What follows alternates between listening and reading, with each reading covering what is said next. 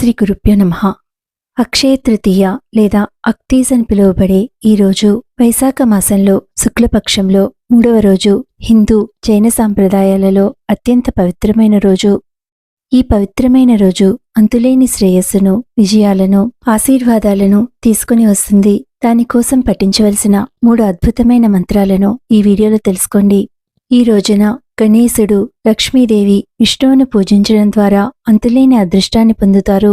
జీవితంలోని అన్ని రకాల అడ్డంకులను తొలగించుకోవడానికి ఈ రోజున గణేశుని మంత్రమైన ఓం వక్రతుండ మహాకాయ సూర్యకోటి సమప్రభ నిర్విఘ్నం కురు మే దేవ సర్వకార్యేషు సర్వదా ఈ మంత్రాన్ని శ్రద్ధతో 108 సార్లు పఠించాలి. ఈ విధంగా చేయడం వలన జీవితంలో ఇప్పటిదాకా బాధిస్తున్న అన్ని అడ్డంకులు తొలగిపోయి పనులు నిర్విఘ్నంగా ముందుకు సాగిపోతాయి. విష్ణు సహస్రనామము స్థితికారుడైన విష్ణువుని కీర్తించి విష్ణు సహస్రనామమును అక్షయ తృతీయ నాడు పఠించడం వల్ల భక్తునికి ఆనందము, శ్రేయస్సు, అదృష్టము లభిస్తాయి. అలానే మహాలక్ష్మీదేవి యొక్క సంపదను ఆకర్షించే అత్యంత శక్తివంతమైన మంత్రము ఓం శ్రీం హ్రీం శ్రీం కమలే కమలాలయే ప్రసీద ప్రసీద ఓం శ్రీం హ్రీం శ్రీం మహాలక్ష్మియే నమః. ఈ మంత్రాన్ని 108 సార్లు పఠించడం వల్ల కోరుకున్న కోరికలన్నీ నెరవేరుతాయి. శుభమస్తు.